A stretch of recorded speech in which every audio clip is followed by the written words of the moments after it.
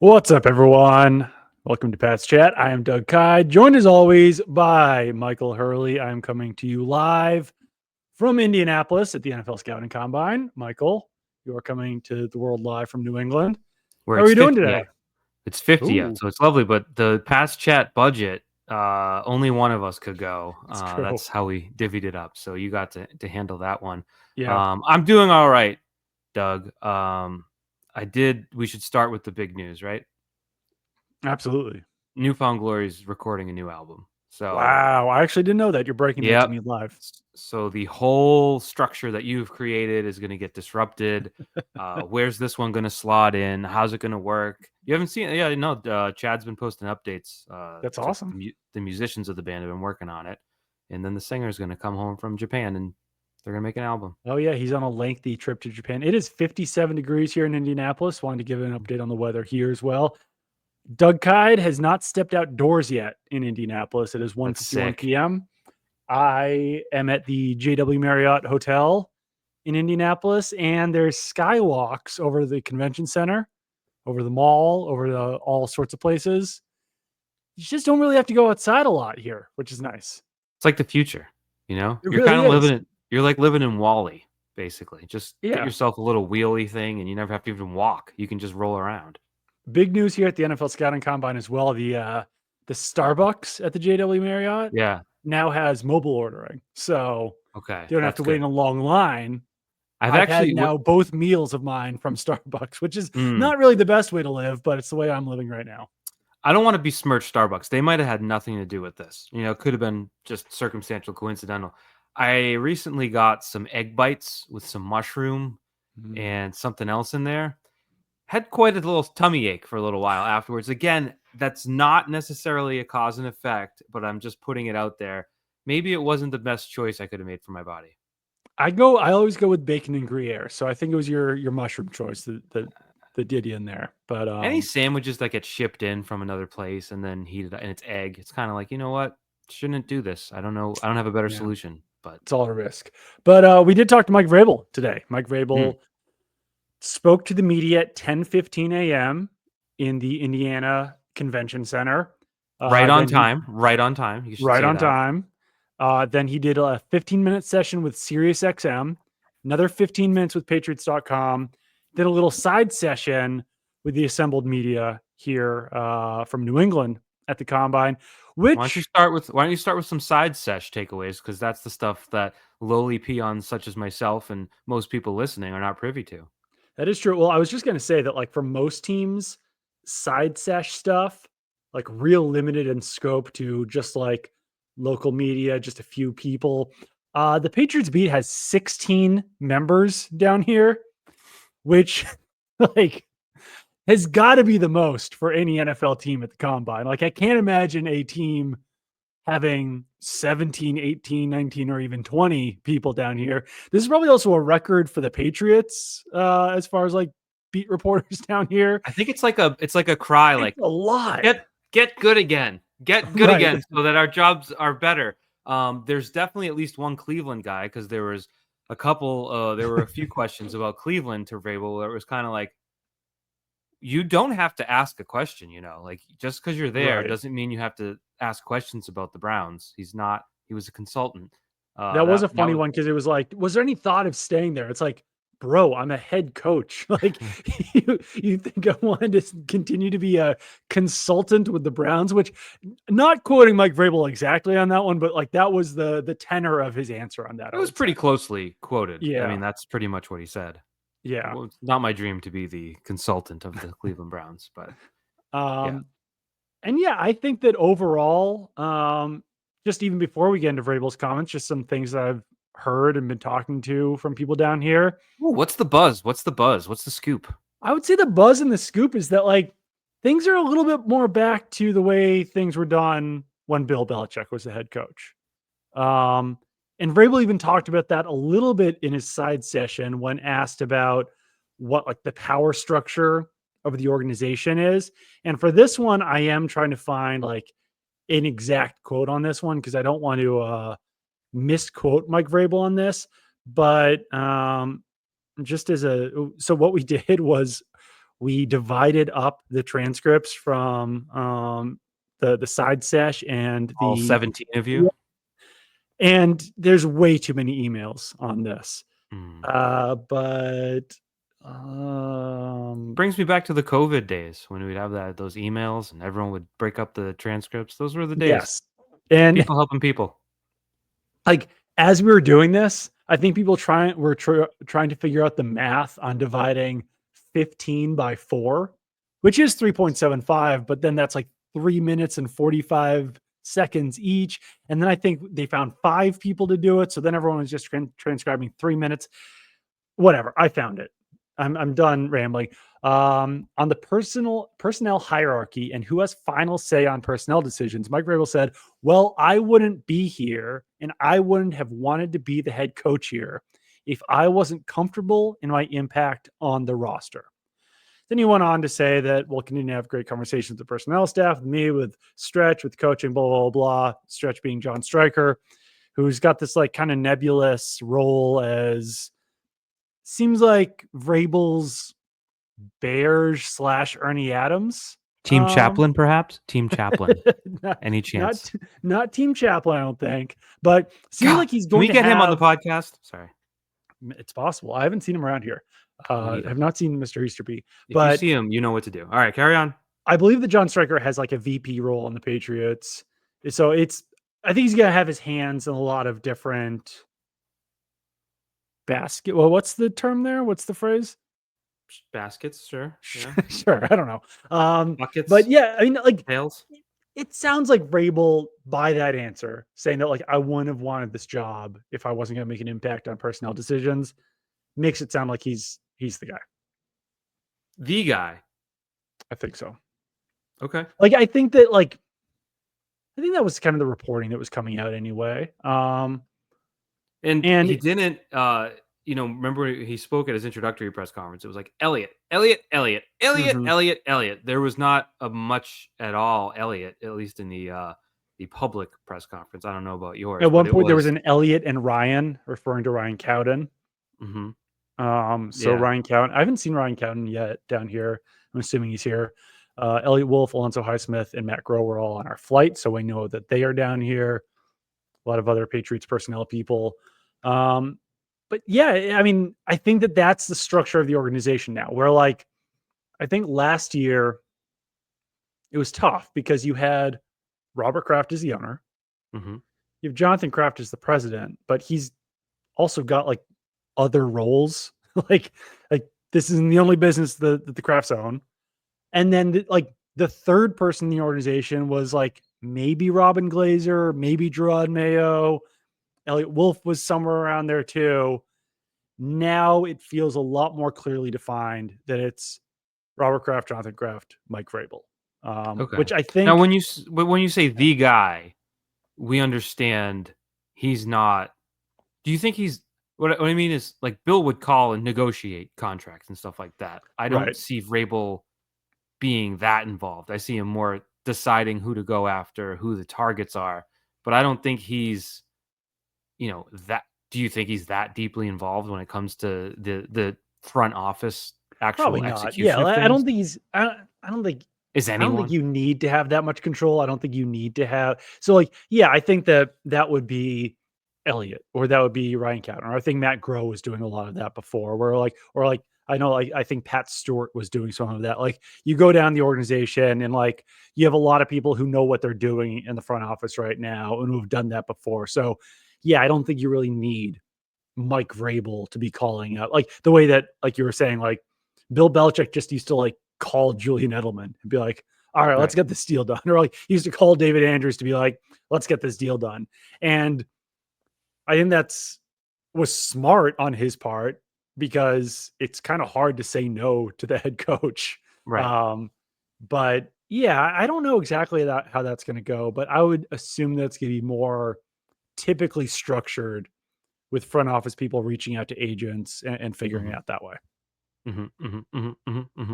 Which I mean makes sense because Vrabel was the guy that was available this offseason. So he didn't have to come to New England. He could have waited. He could have gone somewhere else. But I would think that was probably somewhere high in his command demands because of how things shook out in Tennessee and how sloppy it got. That there's no. We said it when McDaniels got his job in Vegas. Like this is your second chance, and if it Right. doesn't go well, you might not ever get the third. So I think he understands he wants to be more in control of it. So that's not surprising, but I guess Mhm. that is what we were looking for. Yeah, and I think that yeah, I mean, it sounds like the Jets were obviously going hard after Vrabel, like, people really wanted him, and I know I've probably said this before, but I keep coming back to it, like, if Vrabel wasn't available, I think it's possible that, like, Gerard Mayo would still be in that role, like, it was I think the Patriots really like, Mike Vrabel being available, I think, is what kind of set off a lot of these different things, and I think it'll go well for the Patriots. I mean, that was another big takeaway from this is that Mike Vrabel just like knows what he's doing. He knows what he's saying. He says things with command, with conviction. Um, he's like an intense guy. People within the organization have already noticed that. Where like maybe in the past, like Gerard Mayo just wasn't experienced in the role. And I don't want this to become a Gerard Mayo podcast because we've said enough about him already. But like, I don't think that he necessarily always had conviction with what he wanted to do as the head coach of the Patriots because sometimes the answer was like, I don't know what to do. So maybe Right. like the offensive coordinator could tell you better, or maybe like this He other person within the organization could tell you better. he couldn't even build a staff. He Right. needed Elliott to do that for him, and it's like that was probably the first sign that you didn't have a man in command. And Hmm. Vrabel, I think, is obviously the polar opposite. And that was another thing that Vrabel said was that I think he said like extremely proud of the staff that they assembled, which I don't know. I mean, like on paper, it's a good staff. Like they have what four former head coaches on the staff. I have to rant about that a little bit. So it's I Josh McDaniels, Yeah. Doug Marrone, Uh-huh. Ben McAdoo, and then like kind of Thomas Brown because he was an interim head Right. coach. Yeah. And there's someone else too. And it's like I saw that when that was going around, I think it was after they hired Thomas Brown. It was like 4 head coaches on the staff. It was like all right, Slow down. Yeah. like Doug Marrone did bring the Jaguars to an AFC Championship game. Granted, they had a lead and Hmm. then went run, run, pass, run, run, pass, run, run, pass, and then they didn't win in the second half. Josh McDaniels, one of the worst head coaches of all time. Thomas Brown, an interim coach for a half a year for a train wreck of a Hmm. Bears season. I thought there was one more, but either Ben way, McAdoo. Ben McAdoo would be the fourth. Ben McAdoo, who didn't love his tenure with the so it was kind of just like, all right, I get it. Like the experience is good, but that line went up my keister this offseason. Well, I to defend it because I actually literally just used it. Um, in the case, let's say, of McDaniels, McAdoo, and Marone, those three individuals did well enough as either coordinators or position coaches for a team to want to hire them as a head coach. So, like, what they did as head coaches in a lot of Right. ways means less Right. because I it think they're good still does coaches. say that they're like they're good coaches Yeah. who were good enough to be promoted to head coach, didn't work out, and now they're back doing what they're maybe meant to be doing. Right. With Thomas Brown, it's a little bit more complicated than that because like he entered last season as not even the offensive coordinator, then became an interim offensive coordinator, then became an interim head coach. So like sure, you can make the argument that he did enough last year that like they decided that he was the best person for both those roles, but it's certainly different than what the other guys did. But I still think that like he's certainly qualified, maybe even over qualified to be a tight ends coach and passing game coordinator for the Patriots. And Vrabel also said he had talked to McDaniels during the season last year, which is interesting Yeah, because we all wondered whether that was a more Patriots centered move or whether right. Vrabel targeted him and wanted him. So I think I mean, granted, he wasn't like, and this is what we talked about, but it did speak to a certain professional relationship that had already For been sure. established. And I think, the resume, like, it would be for as much as we're like too close to McDaniels, I want to say, like, because we've experienced every round of his career basically, but you you could not have, if you were to lay down the resumes of every offensive coordinator candidate, it's like his is like encyclopedia. Like there was no way to match that. So I do Right. think, regardless of that, but it did, I think, shine some light on it that he said they spoke last year when McDaniels was basically not under contract with anyone and thus was free to talk about whatever he wanted. Yeah. And I would even say like Todd Downing, not a head coach, but he was an offensive coordinator with the Titans and had some like play calling responsibilities with the Jets. Another guy who's like maybe a little bit overqualified to be a position coach, or maybe like perfectly qualified to be a position coach. Didn't work out from his offensive coordinator, did enough as a position coach to be named an offensive coordinator, and is now back in the position coach ranks. It was literally just minutes ago talking to someone about Todd Downing, who was with the Jets last year. And he was like enthusiastic or maybe like positive. I don't know what the right way to say it is, but like he had a lot of confidence in Todd Downing's ability to be the wide receivers coach. So I think that was also positive. Did you see? I want to get it right because Steve Smith was in the news for something else over the weekend that I don't think we're going to get to today. But yeah, Steve Smith, unless you wanted to, that was a pretty interesting story. But he basically said he watched some clips of Jalen Polk and just said, Yeah. "Oh, his coaching sucks." So he just threw Taekwon Underwood under the bus and said that's why Jalen Polk had a bad season. Like, and he just basically forgave it. I think I was talking to Andrew Callahan about this yesterday because he hadn't seen that. Because the secondary Steve Smith news really did get kind of buried behind the prominent one. But like I don't know if there's a history between Steve Smith and Taekwon Underwood, but like I can't imagine. he was going like so far overboard. Like I think he said it's like an elephant teaching a dolphin to swim. Like that's what he was saying about Taekwon Underwood being a coach. Underwood did spend an off season with the Panthers in 2014. He might have left an impression. That was his last NFL job before he went to the CFL. So I don't know. He's an assistant. The Cowboys did hire him. Yeah, he's back as an assistant wide receivers coach. I mean, like I think overall, we all saw it last year. Like there was a lot of guys who now we're talking about coaches who are potentially overqualified. I think there were a number of coaches on staff last year, especially on the offensive side of the ball, who were underqualified to be in their roles. And the wide receiver position is possibly the most prominent of those because you had Tyler Hughes, who had never been an NFL position coach, who was thrust into the wide receiver role. You know, Taekwon Underwood, who had never been an NFL assistant position coach, who was the assistant wide receivers coach. So in a lot of ways, it wasn't shocking that the Patriots lacked development with Jalen Polk, with Javon Baker. I think if anything, it speaks to Kayshon Boutte's ability to develop himself, that he had as good of a season as he did with the people who were in charge on offense last year. Agree. Now to Steve Smith's other news thing. No, let's not get into that. I think Tyler Hughes did find a new job. I think that he is at Alabama now. And I'm trying to find his position. He is a analyst for Alabama. All right. So he went from being a quality control coach at the University of Washington to the Patriots wide receivers coach. And now he's an analyst, an offensive analyst for Alabama. One of these things is not necessarily like the others. So yeah.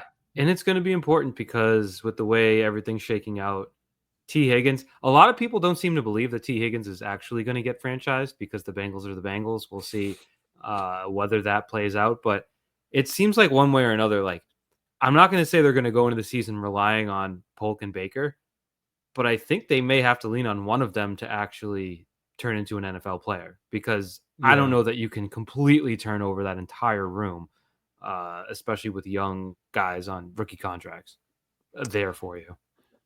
Yeah, I agree with that. And also, I mean, so Vrabel was asked today about like if he'd be willing to overpay for free agents. And he used an analogy that like, so if there's let me come out. It's a bad analogy. It didn't work. if he came up with it on the spot, I forgive him. Let me see if I can If you go find it. shopping and So there's one he car, said, "I'm sure like I like to shop like everybody else, and so when you go and there's only one of a certain car, maybe you yeah, have to pay a little bit more for that one car because there's only one of them. When you start to get into a range where you feel like there's an area where players are comparable and you're like 3 or 4 players in a certain area for a certain role, you may not have to overspend, but it's free agency, blah, blah, blah. I mean, if there is like, if that car is one player in free agency this year, it's T. Higgins, right? right, Like he's so clearly better and above the other free agent wide receivers that like I don't know what kind of car we're talking about. Is yeah, it like a Maserati at a Jeep dealership? Is it like I don't know what it is, but that would be T. Higgins because we talked about it on the last podcast. Like he's a much more valuable player than Amari Cooper or Stephon Diggs or any of these other guys. I think if you look defensive tackle, if you look at offensive tackle, if you look at even pass rusher, like there are more comparable guys grouped near the top, whereas there's one at wide receiver.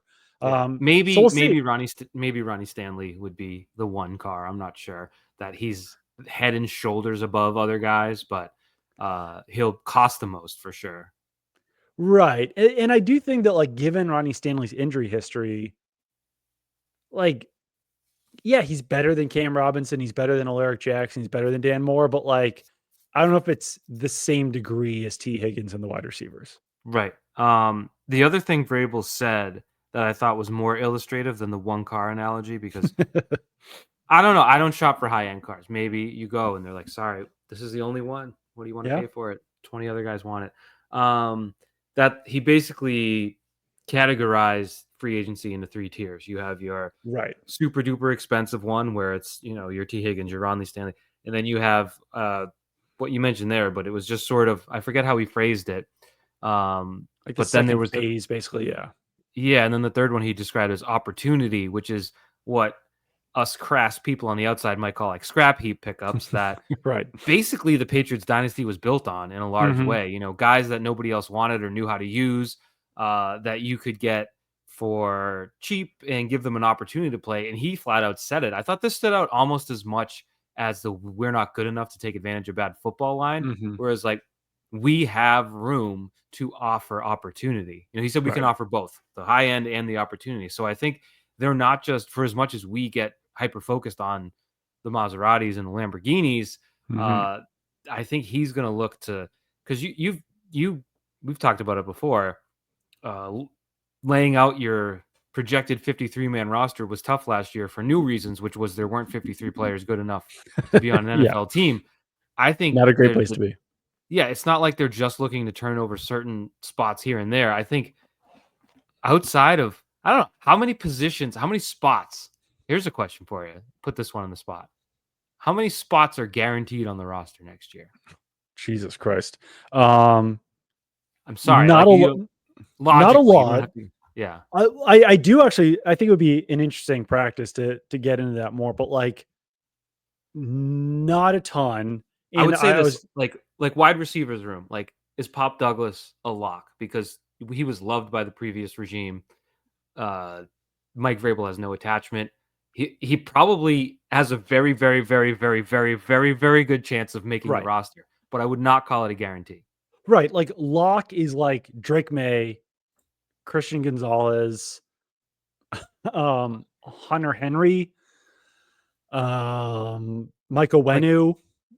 probably Ramondre Stevenson, but like Given the that's what I money, but mean. like Kyle Yeah, Duggar, Jabril Peppers, but like even like Ramondre Keon White. Stevenson, like there was I think it was Tom Curran or someone was like having the conversation of like, do you trade Ramondre Stevenson? So like if a Yeah. player is in the conversation of being traded, that takes him out of the lock category to some degree, right? Right. And so I guess we don't need to get an exact number because that would be a No. ridiculous thing to do. But we're looking at like, I don't know, 12 to 18 players, like Right. 100% guaranteed, bet your Yeah. life on it. Now there's probably 30, 35 guys that are in that very, very, very likely Pop Douglas stretch to make the team. But I think that's the point is he's looking at this roster being like, we need a lot of help. We don't need this guy and that guy. We need a lot of guys. That's what I took from that line. Can I give you a quote from Mike Vrabel? If it's accurate, I only take accurate quotes. I asked him how he feels about like the fit of the current players on the roster since they'll be running a new offense and new defense. And the first words out of his mouth were, I think what the roster looks like today is going to be vastly different than what it looks like in the end of August. So I think that tells you right there that he believes that there's going to be a lot of turnover on the roster. And I mean, how many players do they have on the roster right now? They have 51 plus 8. They have 59 players. Yeah, like half of next year's roster, maybe even more than that, could be guys that they sign, trade for, draft, and sign after the draft. Like I think that's not out of the realm of possibility that more than half of next year's roster will be completely new. Well, they did luckily lock down DeMontre Jacobs, so They did. he will not be leaving. He'll be sticking around. So good for him. You know what? I'm going to defend DeMontre Jacobs. Oh God, the man started like 15 games last year. Yeah, after it's not being his claimed fault. off waivers in August. It's Like, not, it's not think his that fault. if he is your fourth tackle rather than your second one, like you're doing okay, you know? Right. It's not his fault. No. Like, not his fault. I don't No. mean to pick like on him. It's I just think more there was times last year where the Patriots did not even have a fourth tackle on their roster. So like, oh yeah, there was a game someone couldn't be benched because there was no one that could replace him. I forget who it was. Right. It was like they were just like, City So's our backup tackle. It's like, but he's not. He's a guard. Right. It's a problem. It's fine. It's fine, Doug. Yeah, it does make you feel a little bad for guys who lost their jobs from last season, but maybe not like, I think Gerard Mayo was obviously a risk and it didn't pay off, but like some of the other coaches from last year who didn't get retained, it's like, wasn't necessarily their fault, you know? Right. For sure. Yeah. But that's the NFL. It's the NFL. It's a business. Yeah. I have to teach my kids every day life isn't fair, you know? It's just how it is. It's good to learn that early and often because that's just the way it is. It is very true. Did you notice, by the way, speaking of Mayo, who obviously lost his job because he stopped wearing the blue square for the craft thing? Vrabel had it front and center. It was prominently placed. There's a story there because Belichick wore it on his spleen. And then Mayo stopped wearing it and no one noticed, but someone noticed because he got asked about it and then he got fired 5 minutes later. And now Vrabel's back front and center with the square. So he's going to want to keep it there. I think that's the key to longevity in this role in New England is keeping that there. Yeah, it's important. In retrospect, we didn't make enough of a deal about Bill wearing that like on his waist. Just real bizarre. Yeah. What is that? Yeah, it's Robert's thing. What, do you have any thoughts about it? Support it. Yeah, I mean, incredible. Like, it takes effort to put it there. Like you have to. There's no reason for it to be there.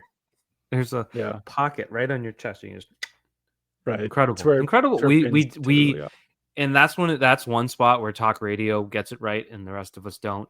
Where it's like, oh, what are you doing, making a big deal of that? It's like that was a big deal. There were some problems there. Yeah, it was. But Brian Schottenheimer, by the way, your guy. I think he's the only coach who's talking on Thursday this week. Everyone else is on. Almost everyone else was on Tuesday and Wednesday.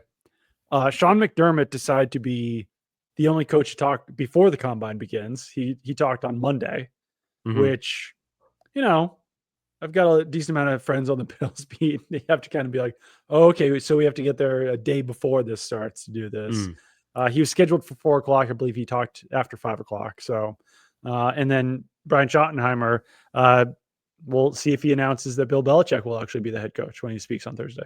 Just don't be surprised when it happens. Because listen, UNC football, it's just not happening. Let's be real. It can't happen. It can't happen.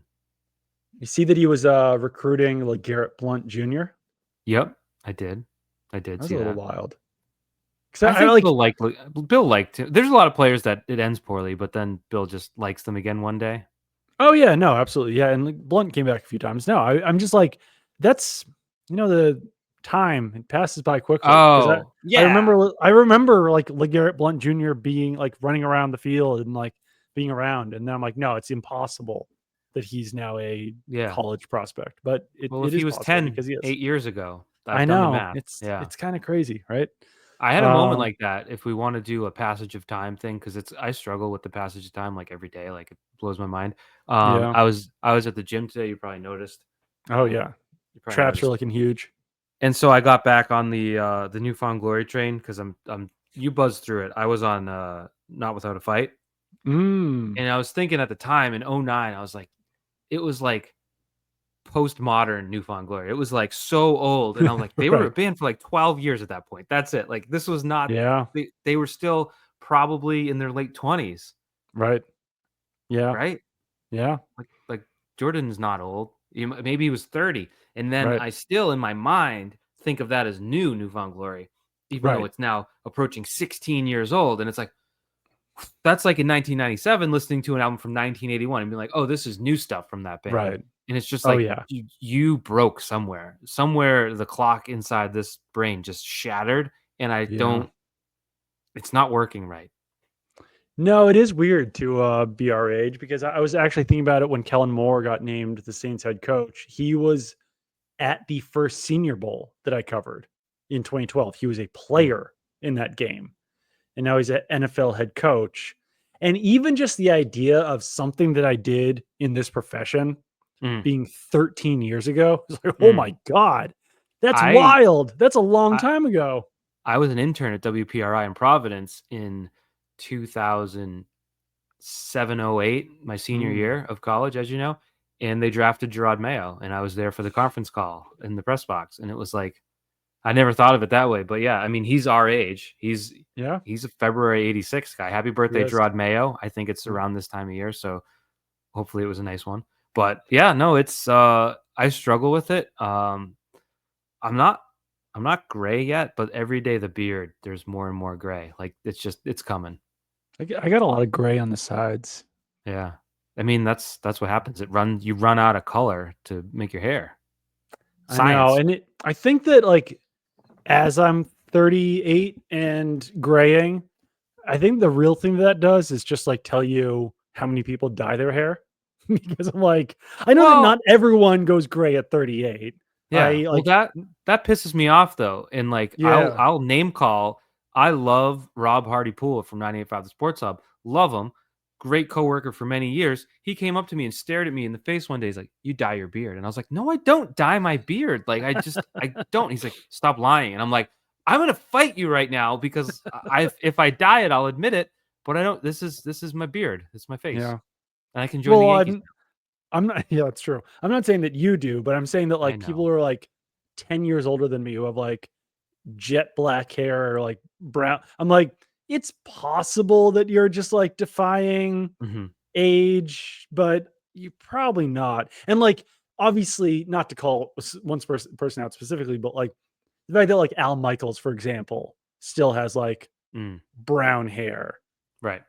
At that point, you're like, you're not really fooling anyone, but Right. it does present a more youthful appearance, right? Sure. Yeah. Sure. But I do It's think part of the entire picture of your you should appearance. now we're doing deep into hair dye talk, Yeah. but, like, if you're, like, 53 and you're, like, very gray and you wanna color you gotta do a little. Like, you want a little Right. Yeah. gray, you wanna have some now if you just do jet black, like you said, everyone's gonna be like, "Really? Yeah. Really?" And if you So, do brown, like it only stays that color, I think, for like a little bit, and then it turns this like weird, like mm, strawberry blonde brown color that doesn't actually exist in nature. I know this from experience because in 2017, I bleached my hair just as like a mm, bit. Basically, I was like, "Oh, this will be funny." So I bleached my hair, and then when I was returning back to work, I didn't want to like shave my head, so I like got myself a haircut, but then just had like a bunch of blonde tips. So I was like, "All right, I'll dye my hair." But then once the color starts washing out, then you have this like weird blend of colors in your hair. I'm like, "Oh, so mm. that's what the Chris Berman or the Al Michaels color is." You know? That is, illuminating. I didn't Yeah. know that. So maybe that explains something. Maybe I'll just bleach my hair again. Maybe I'll I be wouldn't do the frosted tips I can get behind, but I the don't know if gray it's will good. blend in better with blonde than it will with brown. But That's true. That was middle-aged Pat's chat. Thank you for yeah, indulging. Mike Vrabel, he's graying. He's not dying it, so good for Mm-hmm. him. Mm-hmm. Mm-hmm. I don't know how much more we have at this point. I think we will be back for a podcast later in the week because Let me Elliot ask Wolf you is this, talking tomorrow. I'm not because you're at the wrapping up. I'm not no, no, wrapping up. no. I'm just Well, saying that we're let me ask you about the combine and like so everyone's interviewing basically this week. Mm-hmm. Because the combine used to be a lot of underwear workouts and all day stuff. It seems Yep. as though they've turned it into a dumbass primetime TV show. So ultimately, what's getting done there, and are you there obviously for the press conferences and the public things, but getting info, like Yeah. what is the combine? Hmm? The combine is more to me like I almost look at this like Vrabel session today or Elliot Wolf tomorrow as like secondary to the actual use of the combine, which to like paint a full picture is essentially just like me sitting in the JW Marriott lobby or like second floor of the JW Marriott in front of Starbucks and waiting for people that I want to talk to walk by and get like some sort of information from them. So free agency officially begins March 10th, March 12th, somewhere in there. But there's like these preliminary meetings that teams will have with agents of upcoming free agents so that they're not trying to, you know, assess all of this information in a 2-hour span or whatever it is. So that's a big thing is that the Patriots will be meeting with the agents of impending free agents. I know that they have some of those meetings on their docket. And then also they'll be meeting with prospects, just like a big information gathering and passing along convention almost Now, event. can I do a little kvetching about my least favorite part of the combine, which is Absolutely. when the prospects come and talk, and like that's a cool Mhm. thing, but you're always gonna get the, what do you think about playing in Cincinnati? Would you be open to playing in New York? What do you think about Right. playing? And like, do you think any kids are gonna be like, oh no, I would not play there. I would rather not. Not a chance. No, and It's then always also so like annoying. it's tough because when you're new to the combine, you just want to put out any information. I don't want to phrase it like that. That's not fair.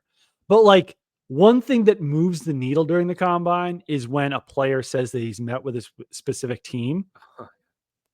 But and not to like be that like grumpy old guy, at some point during the process, during the pre-draft process, every player is going to meet with every team, whether Right. it's in college when they were playing, at the Senior Bowl, at the Combine, in Pro a days, host like pro days. Yes, pro day, that's a big one. Like when they're pre-draft invited to New visits. Yeah. England pre-draft visit, like at some point, every team is going to meet with every player. So it's not noteworthy or really newsworthy that they've met with these teams, but it is something that fans care about. So like Right. I personally am not going to be walking up to every prospect and saying like, "Have you met with the Patriots?" But there are people who are going to be doing that, and I applaud them for doing it because they'll get impressions and people care about it, and it's news that people care about. But it's not really news. It's hard to explain, and No, I don't want to be a grumpy old man about it. I don't want to be pretentious about it. But there's not a lot of like use in that information, I would say. like the Patriots have what? 8 draft picks, 9 draft picks? Right. They can only take that many people, really. Right. They're gonna And meet like, with about yeah, 250. yeah, exactly. And right, you want to get information on everyone one way or the other. And like, Isn't it there's been also, players, wasn't there a history with Belichick where they would draft people that they hadn't met with? right? Like, Yeah, it was like we almost would more of talk a to tell. we would do like the draft day conference call and be like, "So when did you first meet with the Patriots?" And they're like, "Never did." Right. It's like, I think like okay. Nate Solder had like a visit scheduled that was like canceled or something, and they drafted him anyway. Yeah. So yeah, that aspect doesn't really mean Bill much. probably relied on his coaching buddies more than interviewing a 20-year-old. So that's probably Right. was it And play like there. I'm also kind of a hypocrite because last year I think I reported that the Patriots were planning to meet with Caleb Williams, Drake May, JJ McCarthy, and Jaden Daniels or whatever. But like, that's a little bit more noteworthy and newsworthy to me that like clearly they were looking at quarterbacks and they were planning to meet with the top guys.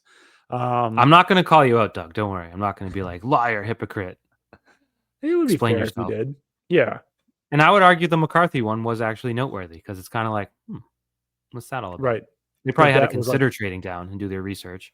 Right. And like all four of those guys also had, I think, visits with the Patriots. I never got a clear-cut answer on whether they had Bo Nix in for a visit, but I don't think they did. I have a question for you, or something to pursue around the combine there. I was in at NBC Sports Boston one night and they did a supercut. Did I already say this? They did a supercut of everyone talking about Drake May from all their Radio Row interviews. And it was like oh yeah, I think you did say this. Yeah. And it was like way overboard. It was like Drake May is the son of Jesus, so he is God's grandson. He is and it was sort of over the top. I'd like to know more league perspective on that because not just the play, I think we understand. Like we know he's a good player. We've seen it. I'm curious what it's going to do for New England. I'm loath to use this word, but as a destination, as somewhere that someone might want to go to match up with a kid who looks like he shows a lot of promise. I still don't think 1 year is enough to change hearts and minds around the league, but I'm curious if the inroads are being laid even more than we knew a few weeks ago. I think it's a little bit early because ultimately you're like, if you are a free agent who wants to sign with a team specifically because of a quarterback, it would probably be Josh Allen, or it would probably be Joe Burrow, it would probably be Patrick Mahomes, or like one of these top guys. Those teams don't have $180 million in Right. cap space. So if you're comparing like teams that do have a lot of cap space, it might play some impact. And like someone that I was talking to who's like, works with a team was saying today, like, that they have relatively high hopes for the Patriots because they were such big fans of Drake May coming out last year. So like, it's not just hype. I think people do really like Drake May around the league. People were impressed with him last year, and people were high on him coming out of UNC last year. And obviously that's why he was the number 3 overall pick. But yeah, I think that all plays into it. But yeah, I don't know. It's kind of a weird event, but it's like half of the combine is basically just like being out at night and trying to run into people, I would say. I don't think that's for me. I don't think I'd enjoy that. I don't know. It's maybe I'm antisocial. It's something I dread for like 360 days out of the year. And then once I'm down here, I think like the competitive spirit kicks in. Then I'm like, it's similar to our Disney conversation last year of like, you wanting to like collect all of the lightning lanes. Once you're down here, you want to like collect all the sources, Yeah, I guess. Yeah, I don't know. It's just it's like a forced interaction. Mingling. Yeah. Oh, it definitely is. And like, I'm not much of a schmoozer. I'm not the greatest of networkers, but I will say that like coming down here as often as I have and like covering Super Bowls and all that stuff, like it is kind of surprising how quickly you can accumulate contact, I guess. Interesting. I guess, you know what, in this modern world, that's important because everything's on Zoom and text. So some face-to-face. I do support that. It is very true. Went to the Pacers game last night. Saw Jokic get a career high 19 assists, which I'm not going to lie to you. It's not that exciting to see someone have 19 assists. Were any of them cool? Like behind the back, behind the head, long distance? He does. There was a particularly cool long distance one where he just like chucked it like a quarterback. So no, I mean, he's a fantastic player, obviously, and it was fun to go. Tickets are really cheap for Pacers games, as you mentioned, or as I sent to you. Their motto this year is "Yes, sirs." It's like the word "yes" and then an apostrophe CERS. I'm not totally sure what it means. You like it? No one there really liked it that much. Yeah, but you're kind of on an island there. It's like I'm gonna hit a 3, and I'm like, "Yes, sir," but I'm on the Pacers, so it's "Yes, sirs," and it's just really good. So I don't see what the issue is. Can I ask you this? I've never seen Jokic in person. Yeah. And I've always watched him on TV and be like, it looks like as if Rob Gronkowski was a monster basketball player. Is there any physical resemblance?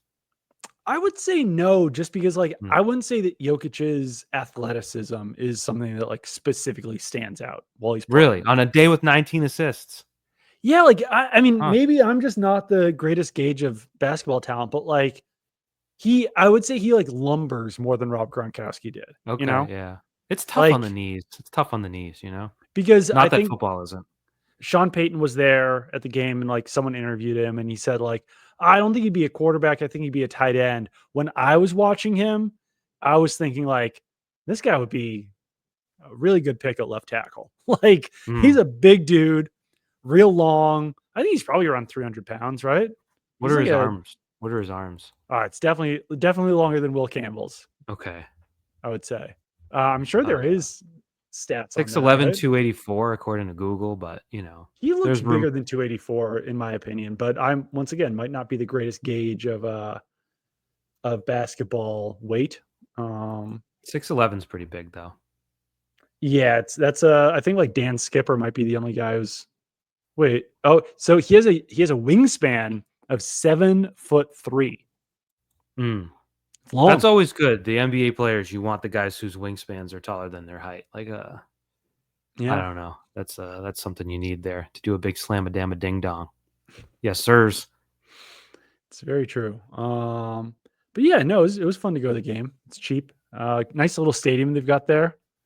Um, but I was at the Four yeah, Nations face off. Did we talk about that? I think we did. Yeah. The biggest hockey tournament in the world until the US lost, and it was like, oh yeah, it doesn't really This matter. doesn't matter anymore. This This is is this fake. isn't a See big you in the deal. Olympics. Where they'll Anything you want? I know we talked about this a little bit, but anything you want Elliot Wolf to say tomorrow? ask him how the O line's looking. You know, he was very confident last year. I know, like, and that's the thing. Try to gauge whether he's serious or not. You know, because we've talked about that when he was saying like, I believe in these guys, and I've said it here. Like, if he was being dead serious about that, then there's a problem. But if he was Right. just doing his normal job, where you can't be like, yeah, we got some holes, I'm a little worried about it, then you're throwing your roster under the bus. But I don't know. I'm curious to just get his general tone and how he handles tough questions and whether Yeah. it's dismissive. Like, because that Mhm. August one was so weird. It was almost like he was August one laughing at all of you. wasn't as good as the combine one, I would say. Yeah. Yeah, the combine one when it was weaponized the offense, when obviously Right. that didn't pan out either. So you really want to get in with Elliott, maybe ask him if he's going to weaponize the offense and get a good chuckle. I'm sure he'll laugh. But yeah, no, I I'm kind sure of I love want to. that. I don't think he'll give us information. He's going to get asked about specific players and he's going to talk broadly. But I'm Yeah. interested to see how he handles questions about maybe what strayed off the path last year and what Yeah. it's going to be going forward. I think there is also a way to say like our roster lacks talent without like throwing it under the bus because like as we've mentioned, a lot of these guys just are not going to be back next year. So I don't think you really necessarily have to worry about feelings that much. I Mm, also think that like Vrabel was talking about a little bit today, where like you kind of have to motivate guys to earn their spot. like like he so I think it was Chris Price asked him like, you've talked about the draft before, watching the draft, and being like, these are guys who are trying to take my job. That's what the Patriots are doing all off season, is finding guys to take the current player's job. So like they do really have to come in this off season and be significantly better than they were last year. Otherwise, they won't have jobs. right. Yeah. Yeah. So I don't know. Free agency is coming up real fast. That'll be fun to see what they actually finally do. Vrabel said they'll be aggressive. I believe that. I think that I think it's harder to say no to Mike Vrabel. You know, I don't. Oh yeah. If Yeah. Vrabel wants to spend $100 million in free agency, I think like he's a guy who can get his way. You know. Yeah, and we said earlier, like I don't know that he's calling players up, but in the case of, let's say you're offering a 5-year, $200 million contract to someone, I could see him getting on and being like, "Listen, we really want you," like, and being convincing about it in ways Right. that not every like I don't think Zach Taylor people would get excited to talk on the phone with him. I don't think. I'm sure if Mike McDaniel called someone, it could blow the whole deal up because people are like, "I gotta go, man. Like I'm at dinner. Shut up." So I do think Vrabel has that going for him, where he's convincing. He is Yeah. a dude you'd want to it's probably rubbed some people the wrong way. Like it's probably abrasive to some people, Yeah. but I think to a lot of football players, he is someone that they can just sort of click with immediately. Two thoughts before we go here. First of all, it's kind of wild that the Jaguars hired a GM like days before the NFL scouting combine. I think there are people within the Jaguars organization who like have not met the man yet, and possibly like don't even know what he fully looks like, and that's just kind of an interesting way. And like obviously that's the way it had to go for them, but also really young. The Jaguars GM, I think his name is James Gladstone, not Joey Gladstone. Okay. He's not an uncle on Full House, but Did I tell you about that one? Yeah, I think I did. My kids are obsessed with Full House now. What oh, did I do? Olivia went through a phase. Yeah, They're yeah. banging through like season one. I'm like, and like Are you like cut it out? Uncle Jesse just makes out with girls on that show. Like like he is. It's not like little pecks. Like they are sloppy, and it's like, what are we watching here? I don't know. Yeah. I don't know. I watched it as a kid, and I turned out totally fine, no problems. Oh yeah. Um, Me too. but yeah, We're perfect. The other thing was that like I knew this was the case. We all know it happened, but just looking at the media schedule and seeing like Pete Carroll Raiders listed as like speaking at the podium, I think it was today. It was like, wow, Pete Carroll's back in the league and he's with the hmm. Raiders and Tom Brady's his boss. It's just like a real wild turn of events there that I would not have been able to predict in a million years. Yeah, it is weird. James Gladstone, 34 years old. Yeah. He was graduating high school when we graduated college, Doug. What a How's that for jerk, a right? little I think passage I of looked time? it up. I think I looked it up. He graduated college in 2013. So he was he might have graduated Was he an high athlete or school a something? year after, or maybe he was just held back. I don't know. Yeah, Yeah. maybe. Yeah. Jeez. Jeez. Yeah. Yeah. Life moves on. Because I was thinking like, who's the most anonymous head coach GM combination in the NFL? Gotta be the Jags with Liam Cohen and James Gladstone, right? Yeah. Um, I guess by virtue of having the last name Schottenheimer, Brian Schottenheimer is more well known, but like he could probably walk around New York City and never get noticed the entire They, time. So they've got a pretty famous GM though in Jerry Jones. never heard of him. Do you want I can tell a quick parenting miracle story? Yeah, go ahead. Sometimes you just gotta like be like, okay, that was pure luck. So I took my wife out for her birthday over the weekend, went to a nice restaurant, got the three girls, got like one of those semicircle booths.